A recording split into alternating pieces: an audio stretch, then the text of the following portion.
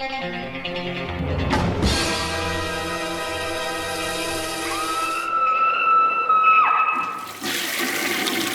guys, what's up? It is week 232, and if I look a little off or a little tired, excuse King, back in full. We recorded the 1970, the top 10 of 1970 last night.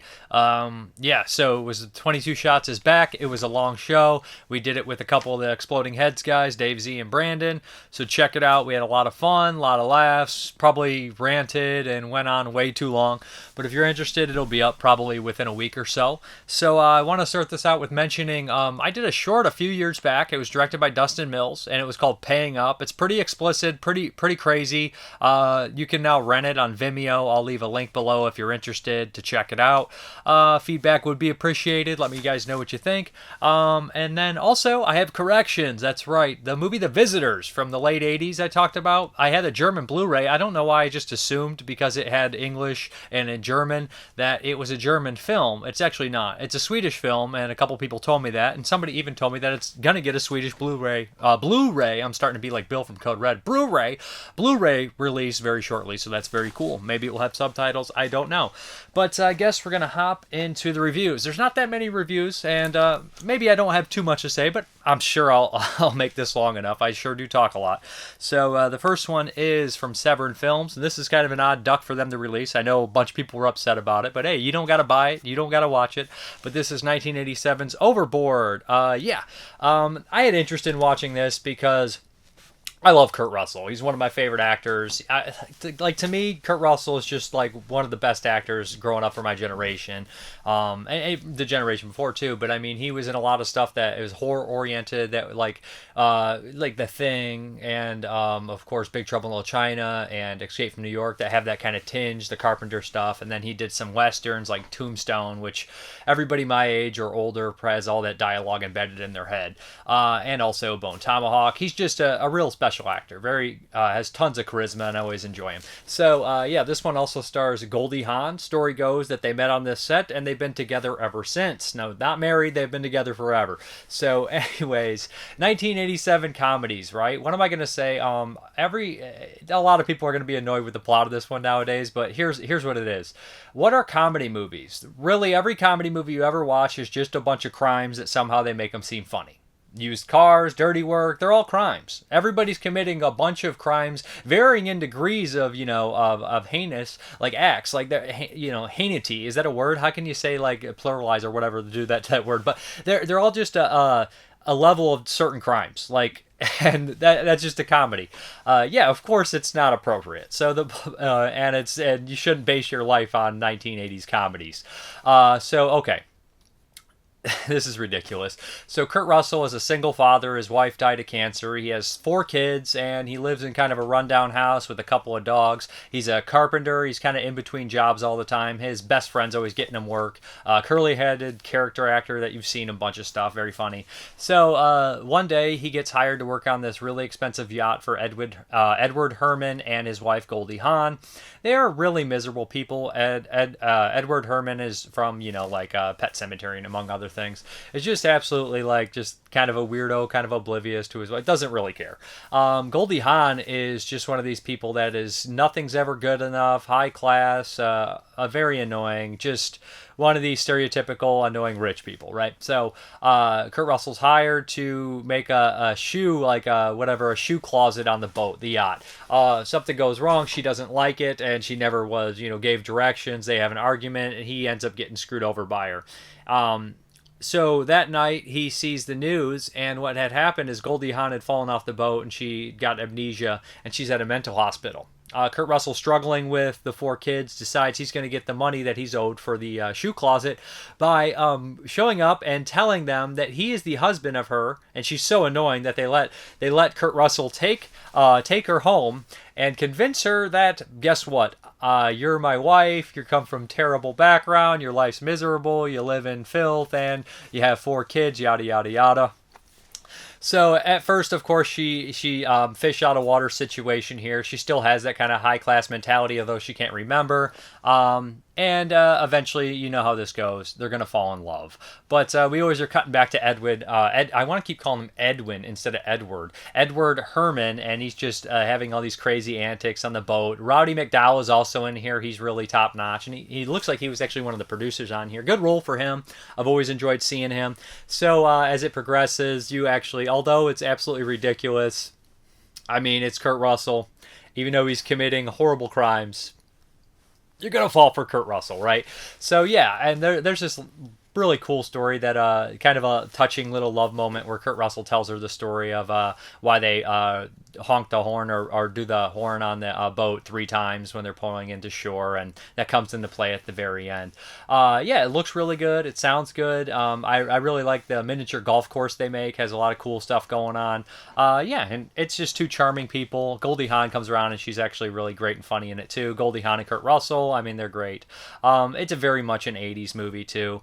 And I can't say too much more about it, that it's very enjoyable. It was a first-time watch. I couldn't remember if I seen this one. I know I seen Captain Ron, another Kurt Russell kind of fishing, boating kind of comedy movie, which is weird. But, yeah. And I might have saw this one on television. I wasn't 100% sure. But...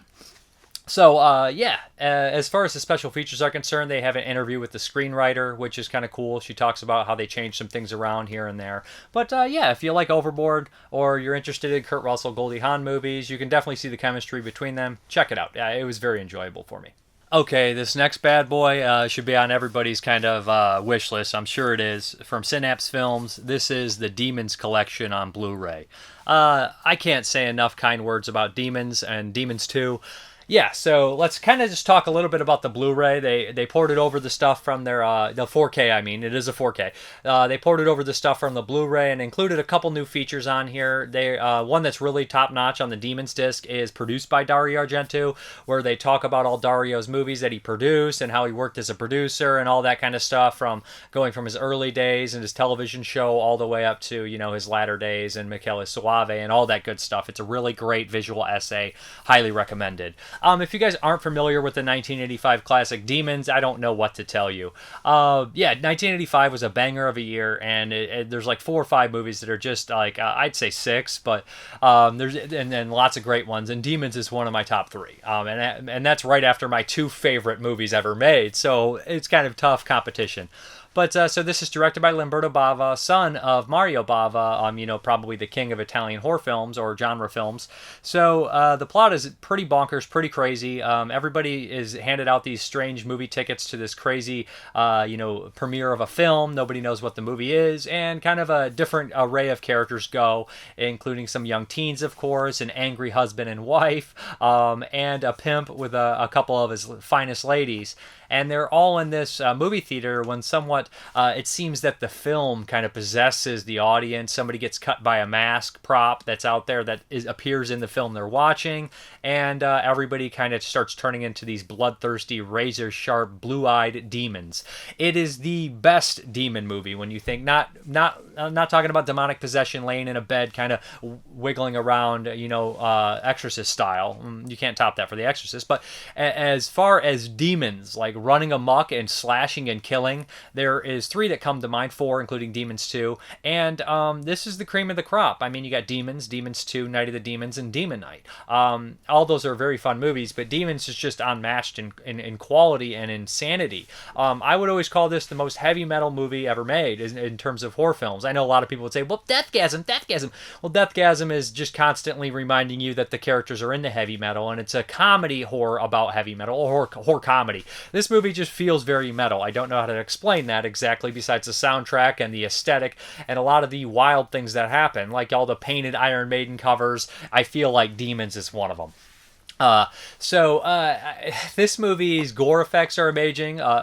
Is it Salvetti? I believe Sergio Salvetti does it. I always mix up. Is it Stilvetti? I always mix up the cinematographer, Sergio Salvetti, and the special effects artist, Sergio Stilvetti. They're very close names. One's the cinematographer for Fulci, a lot of Fulci movies, and one is the kind of premier special effects artist from Italy, along with De Rossi. So yeah, the special effects are gory and gooey, and they do stuff in here that I've never really seen duplicated fabricated as good. The characters, like I said, are very fun. It has a lot of memorable quotes. She's a friend of mine. Where the hell is Rosemary?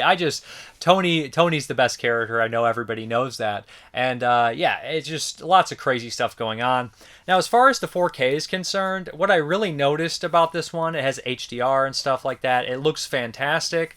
It doesn't have a Dolby Atmos. It's a 5.1 mix from my understanding, but it still sounds really good. And you guys know the sound of Demons, the soundtrack coming in, dum, dum, dum, that whole, it's very memorable. But the thing is, what I really noticed how in the 4K was how much the colors popped. Just the scene in the alleyway when the punks kind of try to outrun the cops towards next to the theater, and there's like so many colors in that scene. Like at one point you see the background, there's like a red light coming from the street and the cops, and then there's like blue in the dark alley, and then like the door opens of the theater and it's like red too. But then there's scenes where like they go into like the bathroom in the movie and it's like such a bright golden yellow.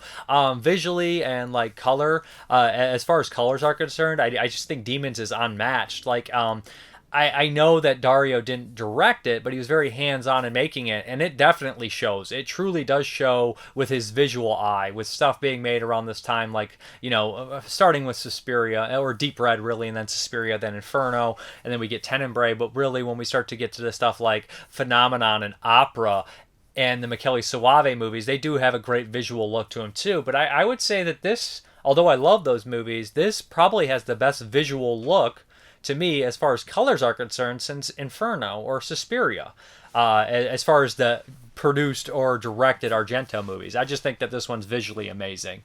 The ending is insane. Yeah, it's just an amazing movie on 4K. I really recommend checking it out. It's just insane. And it's also a movie that I would say to people. Now, I have had people walk in while somebody's watching Demons and say, what the hell is this? Where did that helicopter come from? I don't understand. And they're never going to get Demons. But if you're trying to get somebody into Italian horror and they like horror films, I would recommend kind of pushing Demons towards them or something like that. That's just so insane that they just have to, you know, kind of embrace it. And if they can't embrace Demons, then there's two kind of, you know, worlds of thinking. Demons, or you go with something classy, gialli. But I think that I think you could win some people over more with Demons, to be honest. So, we're going to talk a little bit about Demons 2, also directed by Lamberto Bava, the next year. So, I'm a fan of Demons 2, although it is essentially just kind of trying to recreate the magic of Demons 1, and it's like almost successful. I would say successful, but not. It never gets to the level of Demons 1. So they basically take the setting of Demons 1 and they switch it out into a high-rise, you know, kind of apartment complex, which is a great place to do a horror movie. Think Poltergeist 3. There's lots of movies that have high-rise horror, and it's just always a really crazy, scary location. I think Shivers, the David Cronenberg movie, is a high-rise horror film. So what we have here is a group of a bunch of different people. It's very 80s, very kind of a lot of these characters, like the high-class prostitute, the kind of like studying kids to kind of better themselves. Then we have like the kind of spoiled girl on her birthday party, which plays a huge part in there, which is really fun.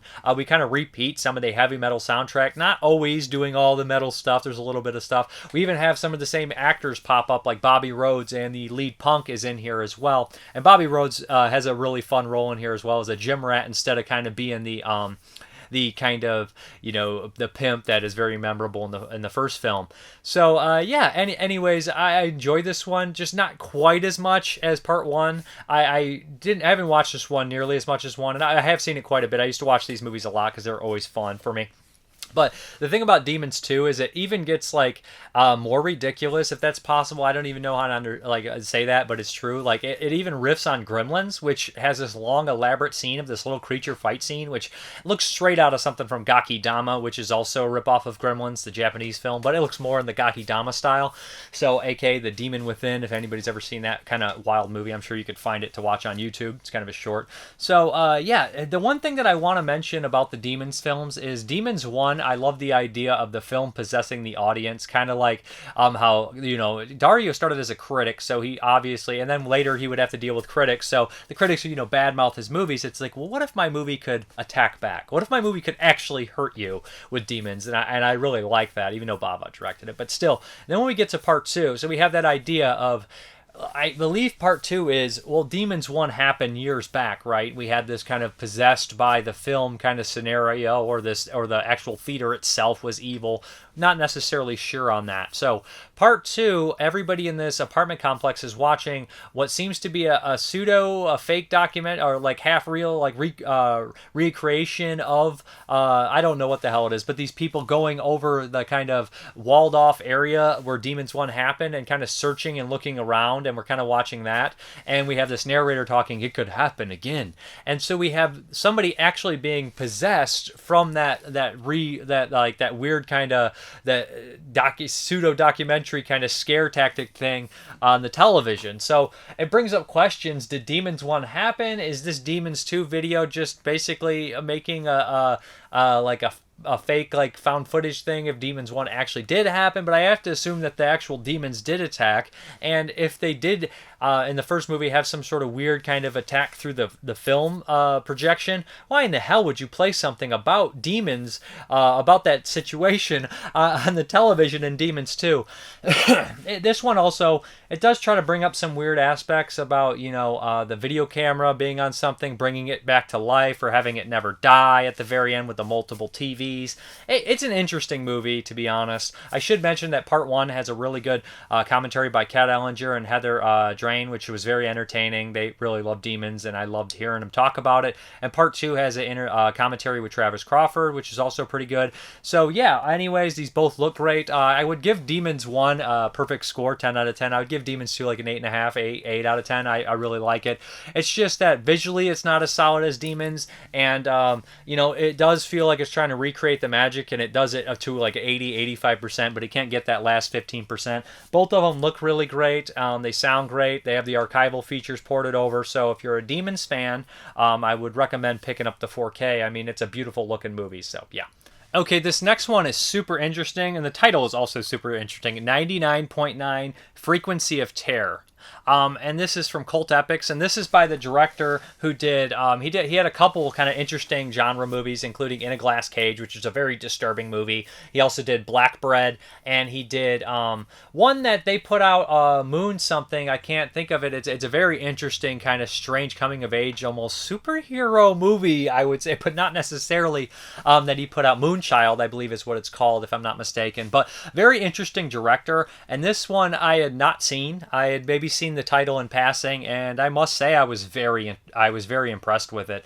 So the opening kind of semi reminded me, well, the opening is kind of like this naked man running in fear in a cemetery, and then something tragic happens, and we keep cutting back to somebody who feels like they're kind of visualizing it or having a nightmare about it without it. But the setup reminds me a lot of Evil Dead Trap. So we have this reporter who kind of covers these kind of occult things and superstitious things and supernatural things, and she doesn't really buy into the stuff as much. She's one of these people that covers it as she doesn't buy it and believe it and stuff like that. So what happens is she receives this floppy disk, if I'm not mistaken, and it has all this information about it, about her ex-lover, who was the person who had a tragic end in the beginning and stuff like that, and just a weird situation where he died. And so she starts to kind of want to go there as research and to kind of figure out what happened to this person. So we kind of start to like meet all the characters and all the people she's running into, and everything starts to center around this house. And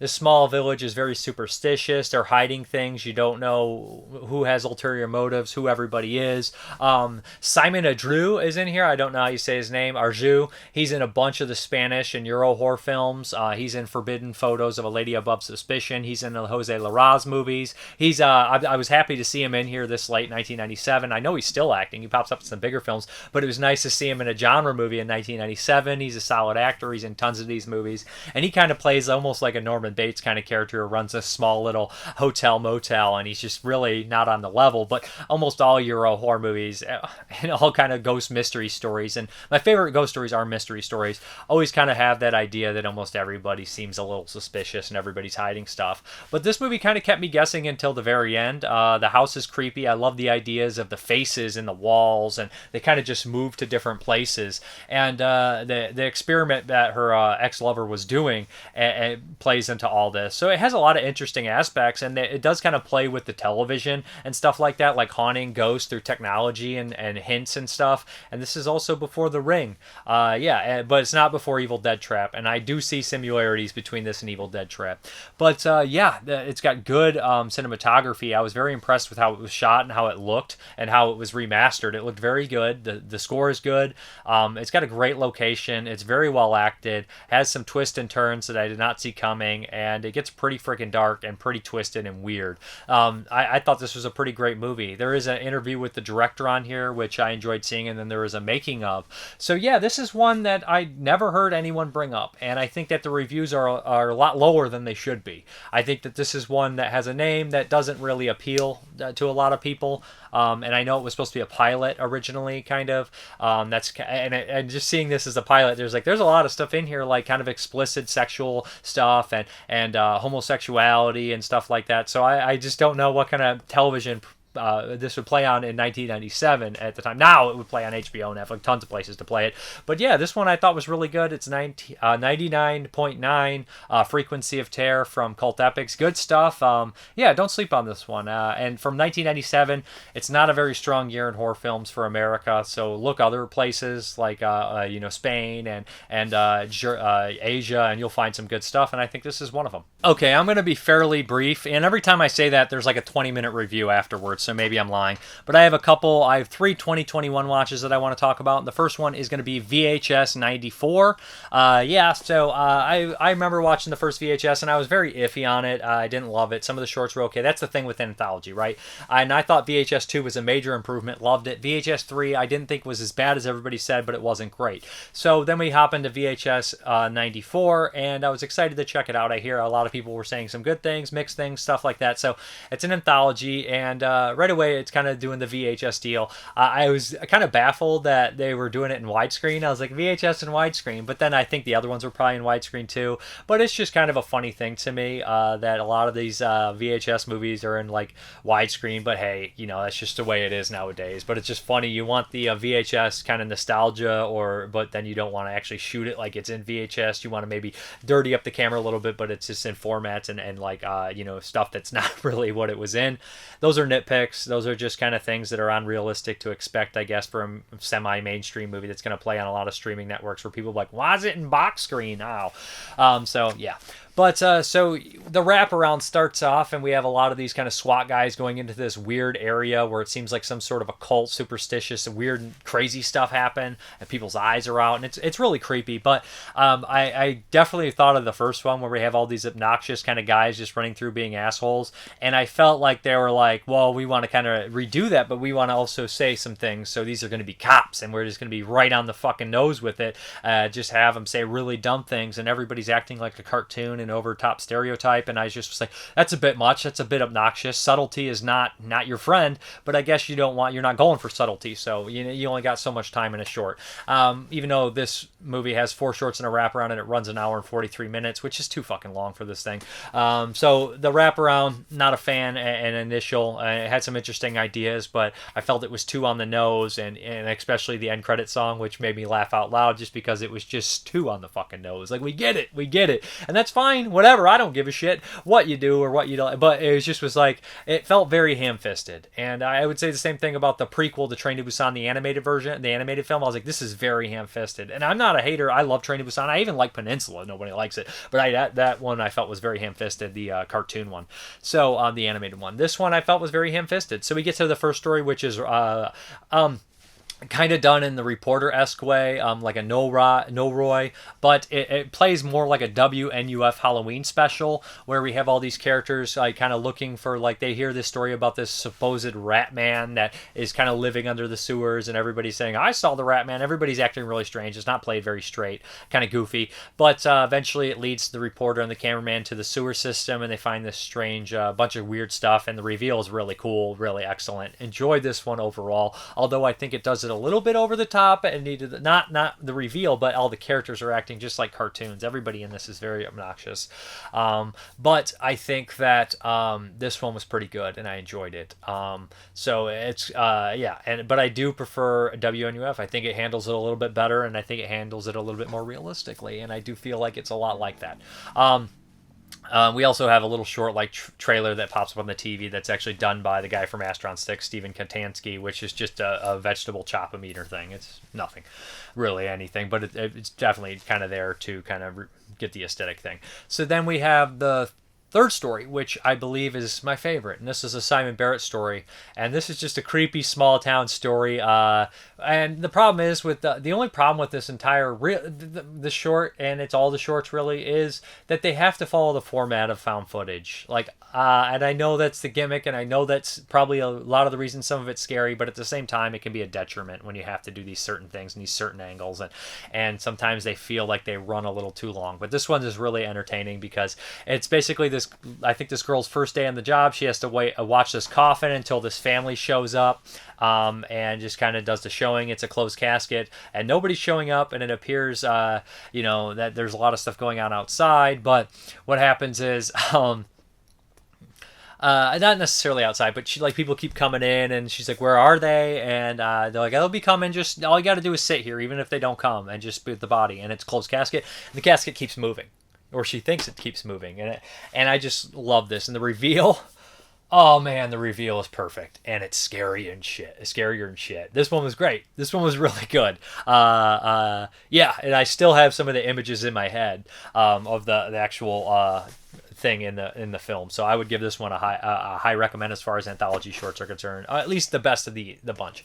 So then the next one is actually done by Timo. I think Timo, I can't think of his name. He did 1 and part 2, and he just does. I know I always mix up Timo and Chemo. They were directing duo at times, or filmmaking duo, and they did a bunch of different movies, and they kind of branched off. So I don't know which ones they did, but I think they were involved with The Raid and He Comes at Night, or not He Comes at Night.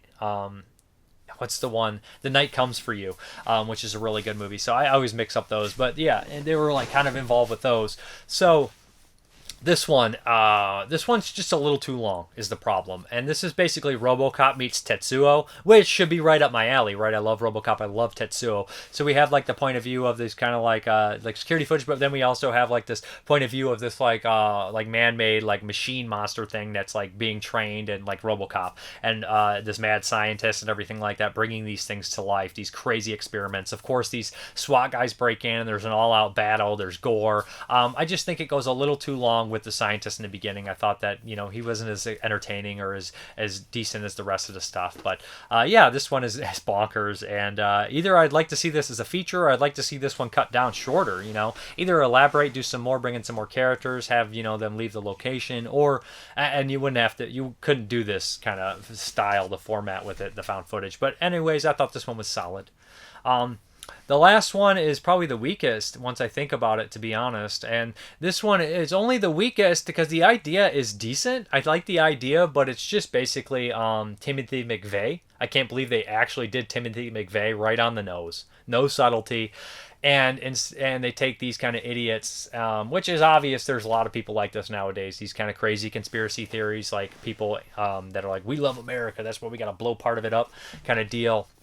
And these people are kind of living in the wilderness, and what they have, this secret weapon that I won't spoil exactly, but it's very dangerous and it explodes in sunlight.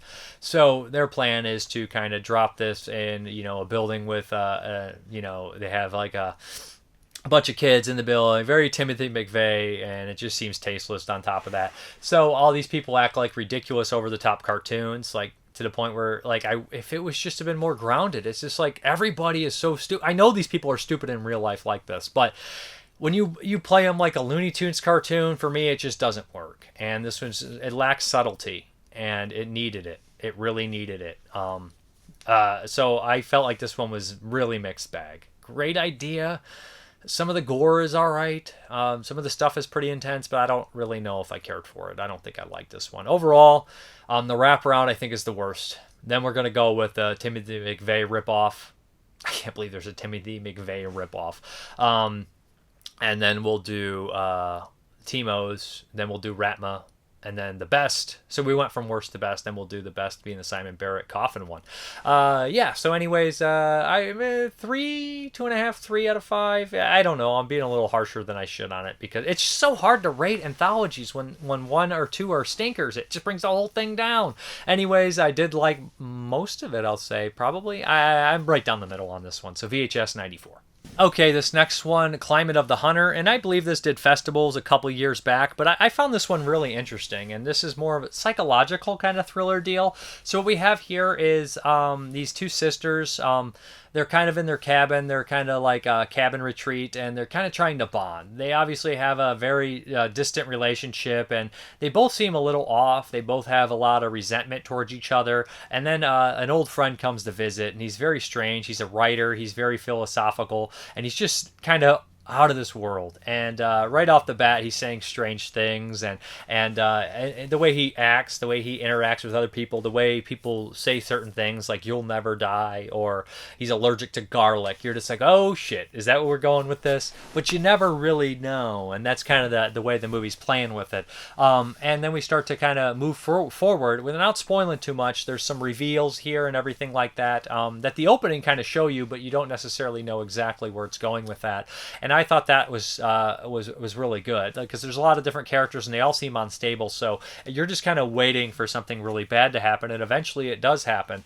But yeah, there's really some really good dialogue. There's some really interesting moments between the characters, and it brings up a lot of questions. A lot of this is just kind of sitting for dinner and talking and saying a lot of things, long-winded speeches, and you know, a lot of relationships between them and all that kind of stuff. But honestly, it's well shot, it's well acted, and it's an interesting enough movie to keep me you know, intrigued throughout the entire one. I like this one. It was called Climate of the Hunter. Check it out on Amazon Prime. Okay, this last one from 2021 is The Old Ways. And yeah, so I am not big on possession movies, and it seems like for the last 3 years, every other country just saw The Exorcist for the first time, and they're like, let's do a possession movie. And half of it's really great because we see the possession angle told through their mythology or their culture, and that stuff's all very interesting to me. I'm like, oh shit, now I'm getting to see this kind of stuff, this religious aspects, which I love in the 70s and 80s stuff like the Euro horror, and we're getting to see this kind of aspect more modern and see how the rituals and stuff are performed, and I'm interested in this stuff. I kind of like the idea of having different countries' hauntings and stuff. Like His House was really good and interesting, or Spell, okay, kind of took it down to like that voodoo hoodoo stuff, and I thought that was really interesting. So Old Ways I was in at first. So essentially we have here is this kind of reporter, and she's going to her like hometown where she's very, you know, she's not really attached to it anymore. She's kind of trying to find her old ways, I guess, if you see what I mean, or just kind of revisit it. She is told not to visit this cave because there's bad stuff in there. She goes anyways. She wakes up, she's been tied up, chained up, and this old couple, one of which seems to be the lady seems to be some sort of shaman, and she's got like a dead eye and everything like that. And she says there's something inside of you. They don't seem to speak English. We're going to keep you here because you have a demon in you. It turns out she's also a drug addict, so it gets super on the nose of the metaphorical. You have to clean out your demon, your drug, you have to overcome your demons and the real demon within inside you, possibly. So her cousin is also there, and there's like a relationship between them, and she seems to, you know, be from the old world more than her, so there's that relationship. The lead actress, not great performance. I don't want to be too negative, but it genuinely hurts the movie. Her delivery seems like she's like just yes. I don't know how to do it. I don't know how to act like it's not good to me. It seems very over the top. It seems like she's very much reading her dialogue in an extreme way or something like that. Just didn't come across very good to me. The character, it just seems very on the nose. The entire movie starts off interesting, but then we get to the point where everything is so obvious. And you know, when you're into a movie, you're like, oh, they set that stuff up perfectly. But when you're not into a movie, you're like, this is very telegraphed. To me, it came across very telegraphed, and everything was set up to the point, and it's almost like they're like, check, drug addiction, check, you know, like all this kind of stuff of the new world, the cell phone stuff. It just seemed like very on the nose. Very obvious. Doesn't necessarily make it bad, but yeah, I just didn't enjoy my time with it at the end, and everything just seemed like it was so obvious and set up, and the lead actress wasn't particularly great. But then we had some really cool moments too. But a lot of it is just somebody laying in a room and being scared at stuff, and I just if I want to see that, I'll watch The Exorcist because The Exorcist has so much more going for it. So Old Ways, not really a fan. Didn't hate it, didn't love it. Probably like a 5 out of 10 or something around there. Okay, get your pervert cards out, and I keep outdoing myself with these pervert movies, and you know what? Maybe I'll have to retire the pervert card eventually because I don't think watching this kind of stuff is very good for people's mental health, not mine at least. So we have Temptation of the Mask, and this is the Hiyasu Sato film. Hisayasu Sato, who I've talked about quite a bit, and I just for some reason find his films very intriguing, and very perverse, and every time he tends to shock me. This one is from 1987, Temptation of the Mask. Super strange film. Structurally, it is told in a great way. We have this young man who is being interviewed by a police detective, and apparently he's been trying to set fires and do all these awful things like that, and set fires to White Houses. He will not reveal why he's done it. There's an elaborate story to it, unless the detective lets him play Russian roulette. They play Russian roulette with each other. The detective also has some sort of like weird sexual holdup. He has like, maybe a lost love, or he definitely is infatuated with this young man.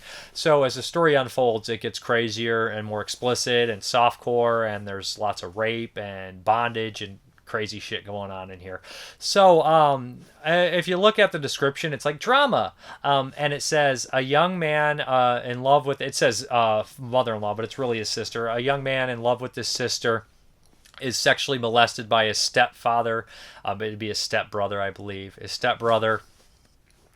And he has a slight love affair, and he becomes an arsonist and has a slight love affair with the detective. I'm like, that's like, I know that sounds perverse and messed up, but it's way worse than that. I mean, as far as subject stuff, I was just like, I caught myself being like, I can't believe we're doing this. Yes, it is a very softcore movie. It has a lot of homosexual sexual acts. It has a couple straight sexual acts and homosexual rape, straight rape. So we kind of get into the psychology of our young man, and he's a strange character. So he witnesses a rape in the snow at a young age, and he becomes infatuated kind of with the bloody panties that come out, and it seems to be somewhat of the pure whiteness and the red kind of staining that purity with him. So that's what I'm kind of going with here, and that kind of becomes kind of a reoccurring theme in the movie with the red on the white, which it kind of ties into why he's trying to burn down the white, and he uses certain things in that burning ritual. So yeah, after that, eventually we learn that through this structural story of Russian roulette, and the detective also kind of sexually taking advantage of this young man, we learn that what had happened to him is he had this feminine side where he liked to dress in his sister's underwear because he had this infatuation with her, and particularly her bloody underwear. And he gets raped by his stepbrother, or not stepbrother, I mean brother-in-law, and this weird kind of stuff happens, and like, without spoiling too much, it ends very tragically. There's lots of very dark stuff happening here, dark stuff, where you get something like, the only other movie I can think of where there's a gun and the sexual stuff is Shatter Dead, although I think Hunters has something like that in there too. So there's just lots of crazy stuff going on. Well, I Spit on Your Grave remake has a gun and some sexual act as well. But yeah, that's just, that's really dark stuff. There's also this thing with the picture on the wall, the artist, and I love that, it's kind of pure, and then there's a moment where some blood is spilled, and it's no longer that kind of speckle go on there, kind of, finishes his kind of idea, right? Because he always had that red going on that pure white, like kind of destroying that purity, and then that painting on the wall with the blood splattering on that's boom. That's kind of a kind of full circle, great end to the movie. Just a weird film. Dark, twisted, interesting. But be warned, it is sexually explicit and perverse, and a lot of crazy shit going in here. I don't know how many fetishes. It's funny because you're just like, you can't show nudity, but they're going to try to get as many fetishes as they possibly can in the movie, and they certainly do. That's temptation of the mask. Okay, the Patreon pick this week is from Jason Willard, back-to-back Jason Willards, and this is Yes Ma'am, and this is a Hong Kong movie that I'd never seen. I don't know the lead Hong Kong actress. I know that she's definitely a martial artist. I would assume she's very good at that stuff. But also it has Cynthia Rock, or is it Rothwell or Rothrock? She's a famous kind of martial artist. She's in a bunch of B movies. She's in Tiger Claws, which I don't like, but she's good in all the martial arts stuff. So Yes Ma'am. This is a batshit crazy movie that opens up with like the super violent bank robbery. I couldn't believe it. Action is amazing, and a lot of these Hong Kong movies will catch your attention right away. We'll have this amazing shootout and like dangerous stunts and everything like that. But we kind of break down to the main plot after that, and what happens is we have this trio of criminals, one of which is played by the famous director, I never say his first name right, so I'll just say Hark. He did what did he do, those big epic kind of like Chinese ghost story? Did he do those movies? I maybe not 100% sure, but anyways, he's a fairly famous Asian director. So there's a trio of kind of goofy criminals, and the main inspector here, she is dating this kind of guy who is I don't know his job necessarily, but he's kind of a diplomat, travels back, and this gangster tries to blackmail him. He doesn't go for it, and he is killed. So the detective is very upset about that, but these three kind of low-life criminals, two of which are kind of posing as busboys, they end up stealing his wallet and his passport, not knowing he's dead, and they end up trying to use it, but all trails lead back to them, and it turns out that this passport was hiding something special. It was hiding his negative on there that was going to incriminate this big crime boss, so he wants that negative, so he's after the trio of idiots. And then we have, of course, the police inspector there, but they send in a police inspector from Britain to help her, and that's Cynthia Rock. And of course, they're at odds with each other, of course, but eventually they come, together to whoop a bunch of ass, and it's freaking awesome. There's lots of great fight scenes. There's some decent comedy, but there's two brilliant moments in here that are very much like your typical police kind of movies, right? Like the cop, like they always are getting yelled at by their chief, and then eventually they're like on their way out, but even though these two don't like each other, the odd partners or whatever, they're going to come together at the very end. And there's these two moments that I absolutely love. One of which where they turn in their badge and gun, and like the one peeling out driving, and then they stop and they wait for the other one. The other one gets in, and they're like just ready to go whoop some ass, even though it's against the law now. And the very end, I know I'm spoiling a little bit here, but there's about to be this badass fight scene. There's all these villains, and Rothrock and the lead, Ning, I think her name is Ning, are standing next to each other, and they don't even like look at each other. One just sticks their hand out, and the other's like, bam, gives 5, and it's just perfect. It's just the best. Like, it's the best. It like encompasses every buddy cop movie ever made, where it's just like you stick your hand out, and it's like, it's about to be an ass whooping time. It's just like the ultimate bond right there of just these kind of movies. If I could explain, you don't need anything else. You don't need you're doing great, you're a great job, or hey man, I appreciate you. No, just stick your hand out, boom, a quick 5, or something like Predator when they do the 5, like the handshake. Just I don't know, man. It was perfect in this movie, and it immediately hyped me up. I was like, there's about to be a badass fight, and there is a badass fight of insane stuff going on. There's these beautiful fountains that have like these glass fountains that go down. You're like, I know somebody's falling through that, and let me let you in on a little secret. Somebody does fall into it. Yeah, it's just a fun movie. It's really cool. The ending makes up for a lot of it. There is a dramatic relationship between the three kind of criminals. They're always back at each other's throat, and two of them don't like each other. And this is a movie. It's a Hong Kong film, so expect people to die. Like, if this is American, maybe a partner would die early on in the beginning, but nowadays they would never kill somebody, but they do, and this ends in a batshit way. It ends in a way, and it leaves it. It doesn't come back for a nice tighten up bow. It's just like, nope, we're ending it like that. It's kind of like how Baby Driver should have ended, where it just ended. But then not the court scene at the end, which I love Baby Driver, but it should have just ended. But this movie just ends, like, and you're like, that's what we're doing. This didn't work out for anybody. Nobody's happy. And there's a lot of dead bodies. But anyways, Yes Ma'am, really excellent stuff. Check it out.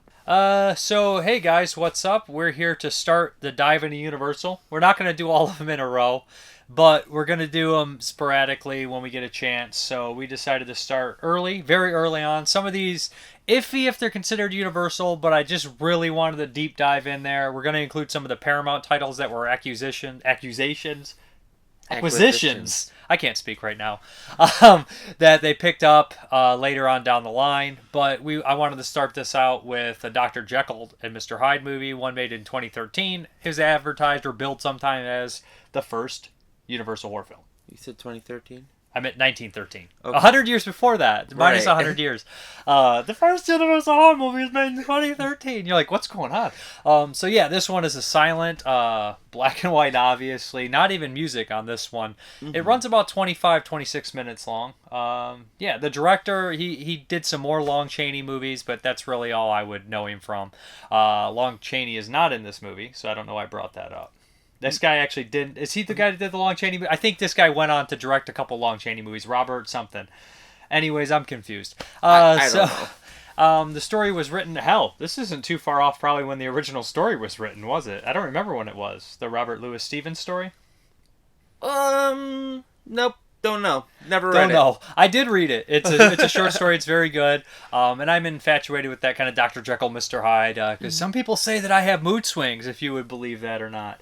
Yeah, lots of people that know me. He's just an emotional bitch. It's okay. It's I'm not emotional. Okay.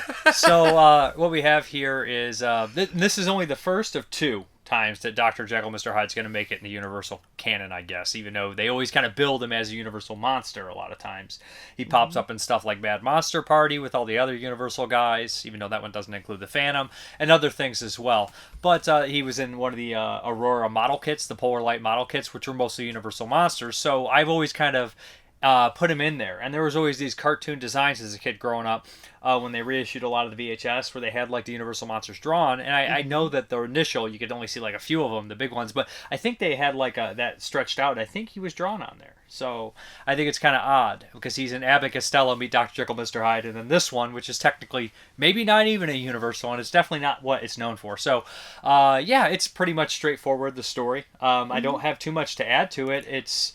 The acting is a little over the top, which you would expect in a silent film, but that's all I have to say about it necessarily. I know the actor, there's a part where there's a table, and literally he's knocking the bottles off, and you can like literally tell where he's like trying to be neatly knocking them off, and that kind of cracked me up. Whenever he has to change, it's like he doesn't know quite what to do, and like, you know, because there's no sound, like you just hear, like, you can hear the director's frustration, I feel like, because like he's like on his hands and knees and he's like, I gotta go over here, no, move over there, stop, you're not a kid. And plus it's very stage play. It's essentially a stage play, right? Yeah.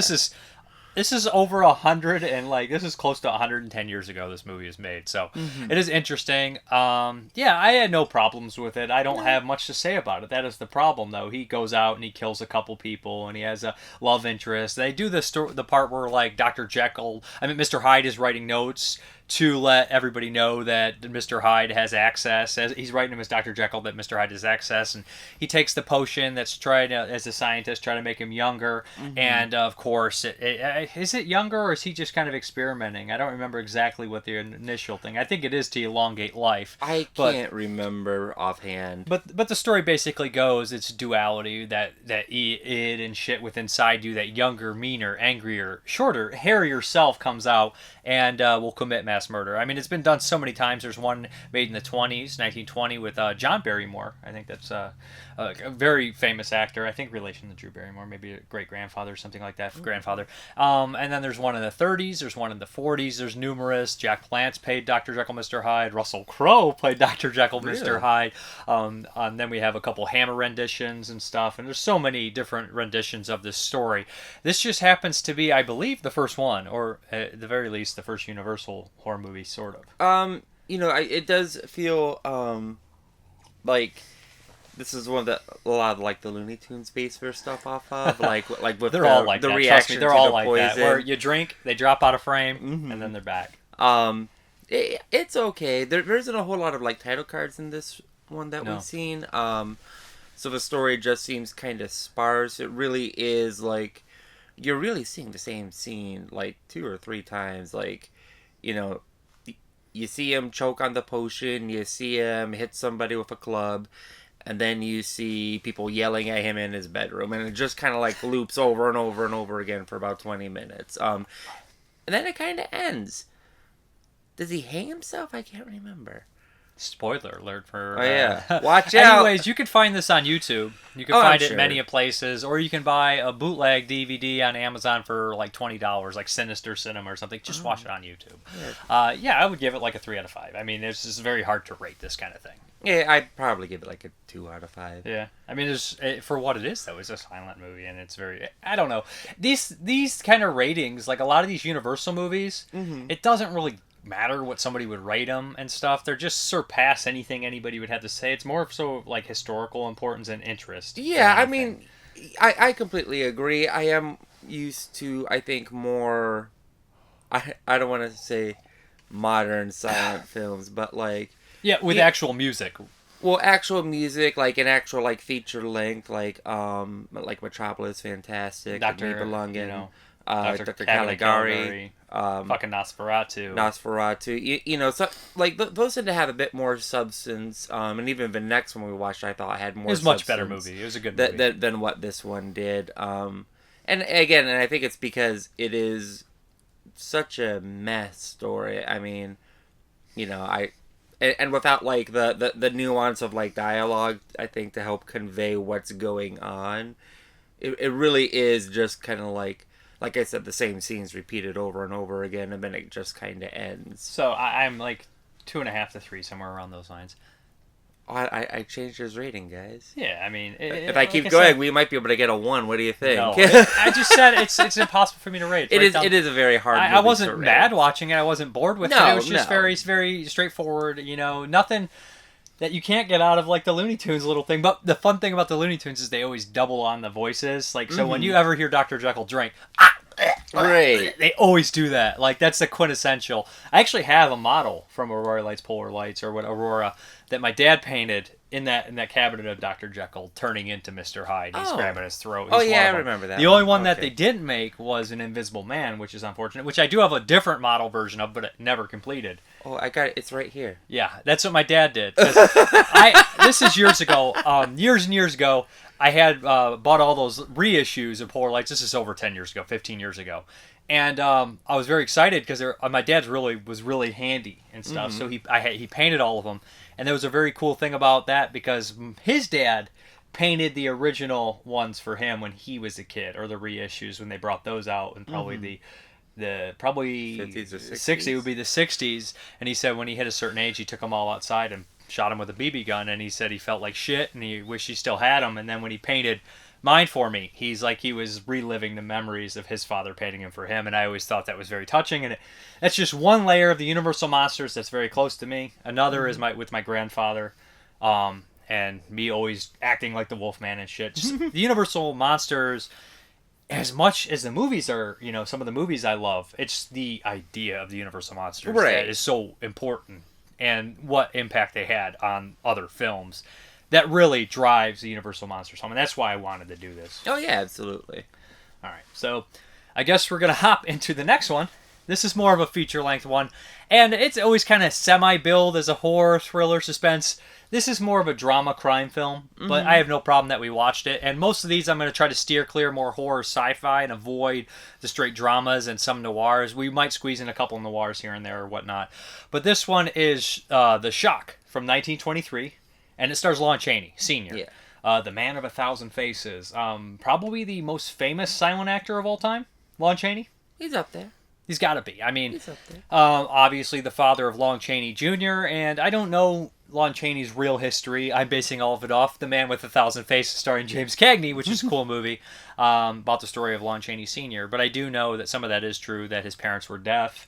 And there's a great line in this movie that somebody who's trying to cheer Lon Chaney up, and it says to him, "Don't ever let somebody tell you you're inferior because of a disability." And it's just like, oh shit, that hits really hard. And especially 1923, and how Lon Chaney, they said, was always beat up or made fun of for his parents being deaf. Can you imagine back in that time? That's so weird. Yeah, like, it's so fucked up. People are always like, we want it like it was, where you beat up a kid's parent, beat up a kid because his parents are deaf. Like why do you beat up the kid? I don't get it. It's because the parents can't hear it. Who cares? The parents already got the problems. They don't need you Right. fucking beating up their kid. But anyways, this is the story of Shock. Lon Chaney plays a crippled criminal who's kind of, I guess I feel like he owes this crime boss something. This kind of evil crime like mistress lady who's, I don't know, there's some sort of Asian kind of thing with them, like an Asian opium den where she works out of, and she kind of controls all the criminals.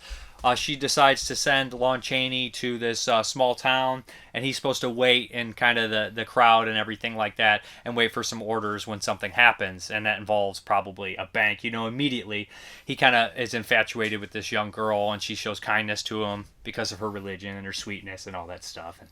And that's pretty much the plot of it, and he has to make a decision, and it's going to end semi-tragically, right? Yeah. So I thought this was a much better movie. Oh, this was a far superior movie. This one is a bit longer.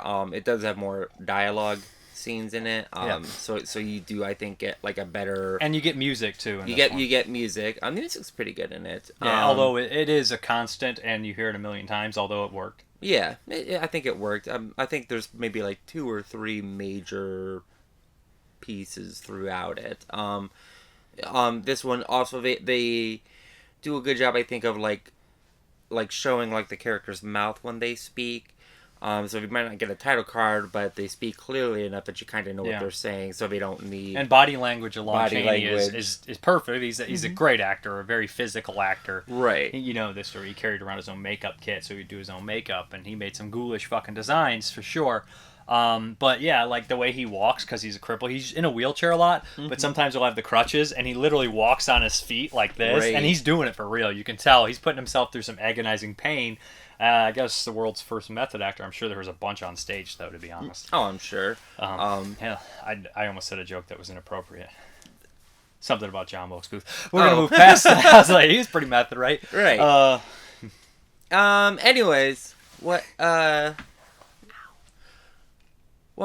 want to talk about this one for? I don't want to give it away because I feel like that people should watch this one. It does have like a twist. It does feel kind of like very television-like a very good episode of a TV show like they would watch where you're like, remember the one where the guy was supposed to go to it's kind of not, I don't want to say Twilight Zone. If it would have ended sooner and had that depressing part, like just be the end of it, then it would have been a Tales from the Crypt or Twilight Zone. And that's funny how Tales of the Crypt, Twilight Zone aren't always necessarily horror sci-fi. A lot of times they're just kind of twisted like thriller crime movies that people get their comeuppance. Because I always say how you define horror, and I think I told you a few days ago, it's like, to me, horror is like fantastic. It has to have some sort of fantastic element. Otherwise, it's not horror. It would be in like the thriller genre or the drama or crime. I don't know.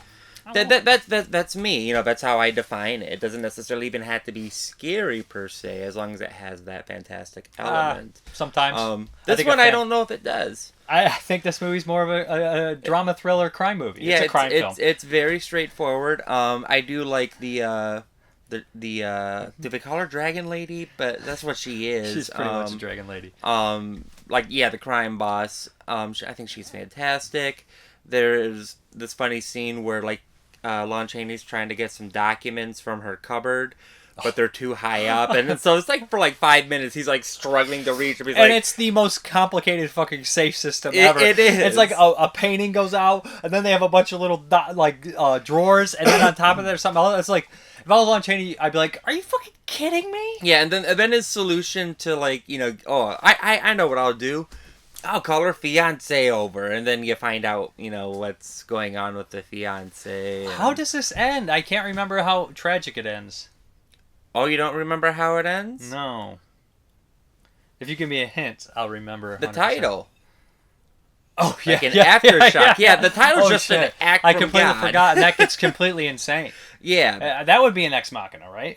Because they never suggested, and the miniatures are awesome in that scene. The miniatures are awesome all throughout. It's really effective, and there's that scene where the bank goes up. Mm-hmm. There's an explosion, and I'm pretty sure they were dummies, but I don't know. For a split second, it looked like somebody took some shrapnel, a couple of bricks to the back of the head. And really, I thought that's where the movie was going to end. Was originally where the bank blows up. bank blows up. I can't speak. Bank blows up. Bank blows up. Bank blows up. Bank blows up. But yeah, like all the chips are down. Like everything's lost. I think the fiance's already been decapitated. What? And maybe it wasn't. I don't You have to remember. watch it to find out. and then like natural phenomenon happens, and it's like, oh, everything is okay. Sort of. Yeah. Good movie though. And then Mind Fear, I Can Walk. Did I make that joke at Yeah. one point? Because there's somebody in. Yeah. Because It comes out of nowhere. So I would give this a 7 out of 10. I would give it, maybe like a 3.5 3.5 or or 4. That means to me, when people are like, I ain't watching no 7s, a 7 is a good movie. I think a 3 out of 5 is a watchable movie. Is a good movie. To me, a 3 is like the average movie. It's like a benchmark of a movie. So like, I don't even know what the. Pretty much, like, any popcorn film, I think, is going to be a 3 out of 5. Like this is just a normal movie, you're going to have fun. It's not going to be, like life-changing. There's some but poignant it's not moments. crap. And knowing Lon Chaney, you know what I mean? Yeah, that's why I bump it up to, like, a 3.5. Maybe a 4. He's very good in it. He's a very good physical actor. Yeah, Like, he's fun. I'm telling you guys, that doesn't. Everybody knows that, and that was a Right. good role to get James Cagney to play that. He's a very physical actor too. So yeah, it's a very good movie.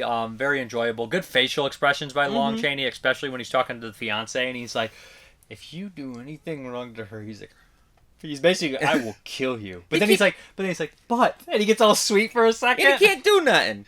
No, I mean, he tries. It doesn't stop him Yeah. from the end. And I was surprised they didn't get ridiculous. Like, he was going to be like, I'll beat you all up crawling on the ground. I mean, he did. He got his ass Right, whooped. yeah. They just whooped him. So next time we do the Universal, it's going to be the Hunchback of Notre Dame, or Notre Dame, or Notre Dame, however you prefer, starring Lon Chaney. It's a very iconic movie. This and then The Phantom is after that with him, and then that's the last of Lon Chaney for this. Well, I had to start. Because I feel like even if people don't consider those in the Universal cycle, there is something about Lon Chaney that he is. Like, every time they show the Phantom in the Universal, they don't put the right Phantom movie in the box set, but guess what fucking Phantom picture is? It's the one of Lon Chaney. It always is. There's more than one Phantom? Yes, there's one from the 40s too, I believe, that we'll be watching from Universal. It's always in the box set. It's not the one with Lon Chaney, though. They never put that one in the box set. I don't know. Weird. But people consider this somewhat maybe directly related. I don't know exactly where it falls into ownership, but This stuff gets really messy. Speaking of, like, all this and, like, film preservation is I'm going to go on a tangent here, but it's not movie related. Actually, it is, though. So my coworker is being Linda for Halloween. The Witch. The Good Witch from Wizard of Oz. And so I'm making her crown to wear for the costume. But the problem is like, I can't really find a clear picture of the crown on the internet. Are you trying to, like, fish out for people to get you a picture of that? No, because the crown's already done. Anyways, so you look... Done. You look online, you can't find a clear enough picture, and then it's like, well, why don't they have the original somewhere in, like, a museum? Or, because, sometimes, like, Dorothy's shoes ship around throughout the country. Why don't they have the crown? Because they threw it out with Because all those... they threw it out. They threw it out with all those small people from Wizard of Oz that died on the set. They just threw them in the garbage with the crown. Back then, they didn't care about life and death on there. He's just an actor. Throw him in the garbage. Right, so like, they there was no sense of, like, preservation back then. Maybe somebody does know where the crown Wizard of is. Oz is in, like, made in, the 30s, I think? Maybe the 40s?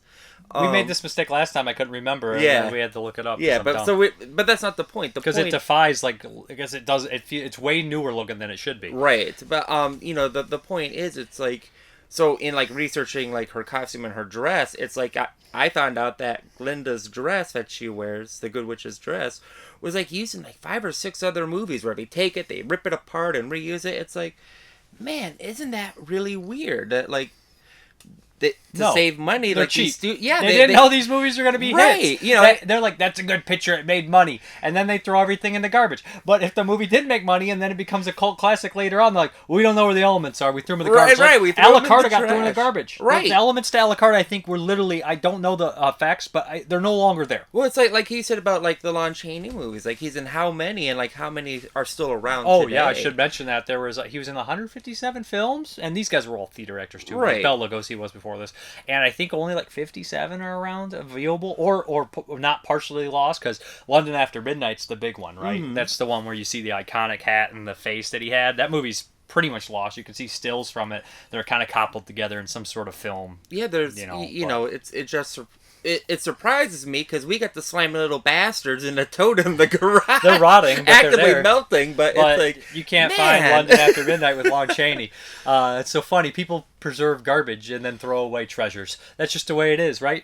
Right. Incidentally, they say that the crown was supposedly made from like acetate gel, which is like the lighting gels. Okay. Yeah, so I'm just using a piece of plastic. That makes sense. So next week we're not going to keep doing the Universal movies just yet. I'm going to pick a You Ain't Seen. And I'm going to pick... You ain't picking nothing. You just picked this. No, you technically picked both these movies. Hold on. Stop. No, you said let's do the Universal. We're going in order. We're not just going to be like, let's throw in the Mummy. And then he picked another one. Stop. So... Because the Hunch... We're not counting a 27-minute movie. Both these movies together are an hour and like 36 minutes. That's acceptable. So, and it's around Halloween. It's a movie you ain't seen. It just got a 4K release. Is it Halloween 2? It's Halloween 3. Oh, Halloween 3. I had never seen that. Season of the Witch. Okay. Which I have not watched in 20 years. People are going to be really upset that I've never seen a single Halloween. You've seen Halloween 1. You've seen the Halloweens. That's why I would... But I know you have not seen Season of the Witch. I have not seen Season of the Witch. Do you know who stars in it? Clarence Fisher. That's not a guy. Tom Atkins. Tom Atkins. Okay. Yeah. From Night of the Creeps. Yeah. Yeah, he's fun. I love him. Who doesn't like Tom Atkins? If you don't like Tom Atkins, unsubscribe to my channel right now. Although I think that's the only movie I can name with him, but I've seen him a million times. Movies. Yeah, he's in Two Evil Eyes. He's in Creepshow. Is he in The Blob? He's in Escape from New York. He's not in The Blob. Yeah. He's in Lethal Weapon. He's in Striking Distance. Is he in one of the Body Snatchers? He's in Maniac Cop. Maniac Cop. In one of the Body Snatchers? No, but Night of the Creeps has a Body Snatcher vibe to it. It does, yeah. Personally, Tom Atkins is the man. We all know that. He's alright. Yeah, he's great. He's also in The Fog, the Carpenter movie. I've never seen The Fog. I've seen The Mist. He's not in The Mist. No. He's not in The Mist at all. Unless he was in The Mist and I couldn't see him because he was in The Mist. Foggy. He was literally one in the of the giant crabs. I don't think so. Those were CGI, and they weren't great. But people say they look great in blue and black and white, but I have not had the pleasure. The Mist was effective. I like The Mist a lot. Yeah. And you hate Stephen King. And I'm not a Stephen King fan. I love The Mist. Right. And I like Stephen King quite a bit. You hate Stephen King. I deride him. My mom loves Stephen King, so I grew up with Stephen King. If I could go back in time with a gun and kill anyone, it probably wouldn't be Stephen King. Like, really, what's it going to do? You're literally going to change the face of horror forever. You might screw up John Carpenter, Romero, Cronenberg's careers. You'd screw up everything, to be honest. Just wipe it clean. And Dean Koontz would be the number one horror. Shut all of you up. Dean Koontz would be like, that's right. The shit stops now. I'm the new king. All right, so we're done. All right, bye. All right, let's get in these questions, comments, answers, all that kind of stuff. So William Hellfire, who directed the Mail Order Murder, says, thank you for covering Mail Order Murder. You're welcome. Thanks for making it. Art Figueredo, check out Wise Blood. Is that the movie with Brad Dourif? I've heard of it. I need to watch it. Steven Sanders, love your reviews. Do you know if Mood 616 is all right? Have not seen him on YouTube for a while now. He has lost so much weight on last vids, I assumed he was sick. No, he's not sick. He's just getting healthy, and he just took the summer off. I just recorded with him yesterday. He's great. Moods is alive and well.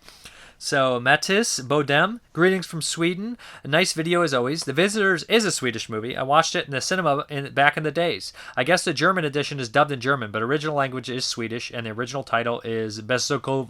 Nah, we're not doing that. But thank you for the information. I appreciate that. If I make a mistake like that, always correct me. I'll try to make it right. You know, I am not perfect. I enjoy doing this, but I make mistakes. So then we have Damaged God. The Visitor is getting a Blu-ray release here in Sweden next year from Studio S Entertainment. It is a new restoration of the theatrical release. It comes with both the Swedish original language track and the English dub. Don't know if it will have English subtitles, though. Very cool. I'll try to grab that. What the flick? When I see that movie runs over 90 minutes, it takes me forever to get to it, but a SOV 2-hour movie, fuck that. I appreciate all that time you put into the show. Thank you. 81 Oak Ridge, LOL. I remember when you picked up the deluxe Halloween box set a few years ago, you swore you would never get another release of those movies no matter what. I did the same thing. The transfer on Halloween 4 is by far the best of the bunch. Man, we're such marks. Like, it's just like, this one's in 4K. If they did, I'm always like, I'm not doing 8K. But then if I'm like, hey guys, I got this 8K, I probably would. Sean, where did you order the Hong Kong titles from? I ordered those from Triple D House, DDD House. Great prices. Better than Yes Asia. Shipping is not super fast, but it's coming from the Hong Kong. You can expect not super fast shipping. Everything showed up well and in good shape, so check them out. Rob Kopinski, and they're also having a sale right now till the end of the year. It's like 10% off everything. So Rob Kopinski, I'll run with 80. I basically asked what was your favorite place to import disc from, company or label. He said, I'll run with 88 Films, only since it was the first company I purchased from, having gone region free. Anthropophagus was the first film I ordered. Don't have a huge selection, but it did help me to begin growing my Italian collection. Nice. James D. Cokes, hands down Vinegar Syndrome. And I'm international. This is how international I am. I spell favorite with a U. James D. Cokes is a good guy. Dan Ditia, Arrow. Aaron Fram, Severin and Vinegar Syndrome. Peter McCain. Dave, is DD House still around? Yes, it is. James D. Cokes, well, it used to be WoW HD, but for international, they now add tax at checkout, but don't remove the original tax, so you have to pay twice. They must have lost pretty much all their international sales. And he says there's also a UK one called Strange Vice, which sell all Region A stuff. Keith Voigt Jr., DTM. Mike Merriman, DVD Asia was my jam back in the day when I still collected. Not even sure if they're still around. That's where I imported a region-free Battle Royale, Versus, and a handful of other movies which didn't have US releases at the time. Shajin Barbarian, Diabolic, and Bull Moose are my go-to. Deep Discount always has cool shit, but I've never ordered through their actual website. Only shit they have on Amazon. Anicio Hernandez, Arrow Films. I need water bad. Ken Coakley. Now, Ken, I went to click on your comments, and I only could read the initial, I only could read the notification. I couldn't actually see them on my YouTube video. Don't know what's going on, so I copied what I could. Couldn't copy the whole comment. Ken Coakley, this one is in regard to the best of 2021. I have only seen a few. I'm not a big fan of modern movies. I didn't even like The Avengers. I liked the last Conjuring installment. And he says, I usually like going to source for stuff from the UK. I love 88 Films because they're Italian collection. I like Arrow's titles that are available in the UK. I always wanted. Dean McKenzie, 88 Films, and then Nick Mua. For 2021 movies, The Free Fall, featuring Sean Ashmore, Elizabeth Cappuccino, and Mark Center, a decent psychological chiller. Descent into that is actually a good Blumhouse escape. Oh, wait. Descent. Okay, so... And then he says, a decent psychological chiller, decent in that is actually good Blumhouse's Escape Room 2. The sentence is not perfect. Is quite entertaining, especially the extended cut featuring James Frain. Lastly, the new Wrong Turn is very good, especially Charlotte Vega, lead performance.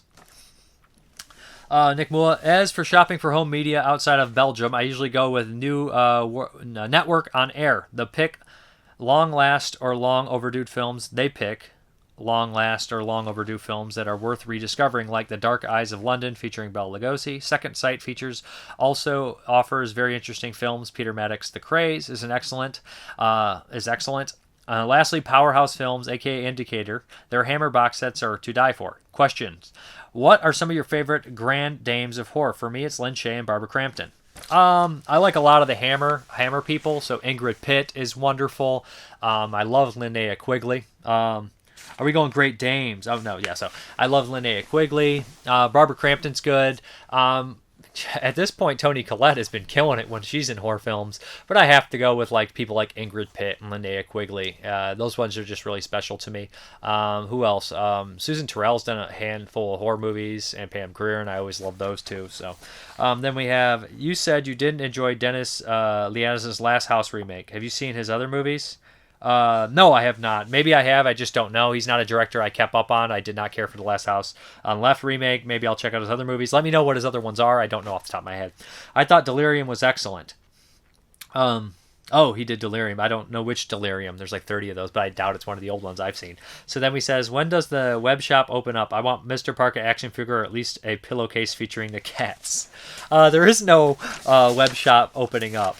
But maybe I would make like a coffee mug because I like coffee. That's about the only way I'd go. I don't know. I probably won't have a web shop. So basically, question of the week, and I'm going to ask you any podcaster or reviewer that's kind of in my circle from like Legion Podcast or any former guys from Jason Lloyd's company or any of the people that you've seen me kind of collaborate with before possibly or interact with, or even YouTubers. Anybody out there that you know that I have some sort of connection to, would you like to see me collaborate with? Like a review or a podcast, something like that. Is there anybody you'd like me to reach out to and possibly do a review with? I obviously do podcasts and stuff with other people, but would you like to have them come on the show or something like that? I'm just kind of, so just let me know. Would you guys like to see any collaborations, and with who? And don't be like, I want you to work with like somebody who's huge, like that. Just I don't know, because they're gonna say no, and I'm not gonna embarrass myself reaching out to them. But so I guess we're gonna hop into the update. Okay, let's hop into this update. First up is a couple 4Ks. We got Halloween 5: The Revenge of Michael Myers. Yeah, I don't remember this one very well. I don't remember liking it, but that was so long ago. Definitely going to give it a rewatch and see what Nicolas Cage Michael Myers is up to. So, next up we have Halloween 3: Season of the Witch on 4K. The only one that hasn't come in the mail yet is part 2, and it's supposed to be here Monday. So, this one I have not watched in a very long time, too. I remember liking it. Never hated it like a lot of other people. Just probably was very confused as a kid. Where was Michael Myers? Now I do care less. Then we have Hocus Pocus. I grabbed this on 4K from the buy 2 get 1 Target sale. This is a very fun Halloween movie. Would like to rewatch it for Halloween sometime.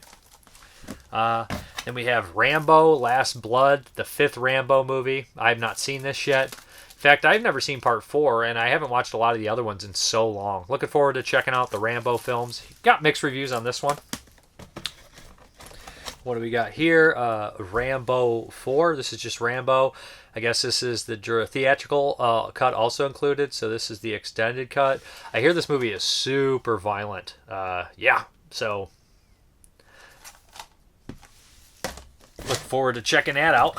Then we have, I don't know why they're out of order, but they are. We have First Blood, the first Rambo film. Sylvester Stallone. Classic movie. Very important movie. Then we have Rambo Part 2. Not watched this in years. I do remember watching it. We used to rent the Rambo movies as kids. We enjoyed them. And then last, of course, Rambo 3. Which is the crazy one in Afghanistan. This one I probably haven't seen the longest out of the first 3. So, yeah. Then we have some Blu-rays, some stuff from the buy 2 get 1 sale from Target. We have Dr. X, Warner Archive. This is a fun movie. This is one of Jeremy's picks for whatever we did. It was one. I remember whatever show time we did. It was one of his picks to watch. Then we have Bonnie and Clyde, which I never had on Blu-ray. So I have the DVD, but it was an upgrade. Very cool.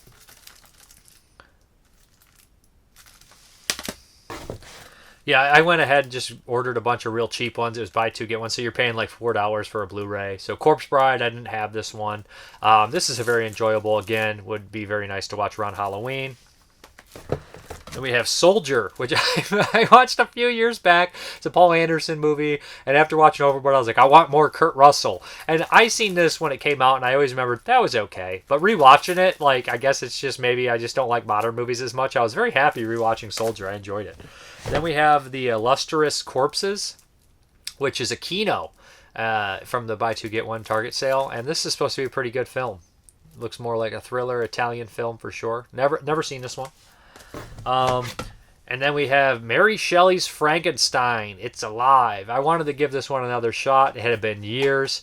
I always remember being kind of baffled by the Robert De Niro Frankenstein monster performance. But hey, I know this movie had a lot put into it, but I just never really connected with this one. I want to give it another shot. We have a double feature here of the Cassandra Crossing and the Domino Principle, which I've never seen either of these. I hear good things about the Cassandra Crossing, and it's a double feature here, so yeah, why not? I think the Cassandra Crossing is like a train kind of virus kind of movie and stuff like that, if I'm not mistaken. Oh yeah, finally super happy to get this Blu-ray, a Stay Tuned with John Ritter. Yeah, this one's real fun, jumping through the television set. It's been so long since I seen it. I remember watching this one on TV. It's one of these Sony made-on-demand discs, which are very expensive for what they are, and I was happy to get a good price on that finally. Dead Snow, another one I have not watched in a long time, and I just an upgrade here, which I remember enjoying this one quite a bit. Very fun zombie movie. A Nazi zombie movie, right? And I think the sequel is a little better, a little crazier, but this one was fun too. Then we have Sniper, which I used to watch all the time. Me and my brother used to watch Sniper with Tom Berenger and Billy Zane all the time. I have not watched it in years, but this is also one of these made-on-demands. Looking forward to checking out this Blu-ray of Sniper. Next up, we have Pagemaster with Macaulay Culkin and Christopher Lloyd. Again, it was one of the buy two get ones. It was like $4 for it. Definitely wanted to recheck out Pagemaster. Why not? I remember this one being kind of enjoyable, weird animated stuff in here. Then we have the Scream Factory release, Deadly Friend, directed by Wes Craven. BB, he's on the cover. BB's on the cover. This movie's ridiculous. Is that Kirsty Swanson in this one? I can't remember. Yeah, it's been a long time since I watched this one, too. It's goofy. The Breakfast Club version of The Bride of Frankenstein. That ain't wrong. Joe Bob Briggs said that. So I ordered Carousel 2. This is Carousel the second. I'm going to cover this one eventually by Steve Radinsky. Yeah, the first Carousel is pretty fun. It's been a while since I watched it, so looking forward to the sequel. Then we have The Relic, which I don't think I've ever watched this movie. Kind of a creature feature from the mid-90s, which is a rare time for that, so yeah. No, it came out around the same time as Mimic, maybe 97, so The Relic. Then we have the films of Sarah Jacobson, which is, what was it? Mary Jane's Not a Virgin Anymore, and I Was a Teenage Serial Killer. This is one of the only AGFA movies I needed, so I picked it up. This one was always out of stock everywhere until it wasn't, and then I was like, oh, I better get that. Good price on it, so why not? And then last, the DVD, but certainly not least, maybe it is least, I've seen this, Soul Tangler from AGFA, which I think was their first or the sixth release on DVD. This is a strange film. Soul Tangler is a weird movie. Real cheap. It's been a while since I watched it. But yeah, that is the update. I guess we're going to hop back to the video. Okay, guys, thank you very much for watching. And as always, have a good one.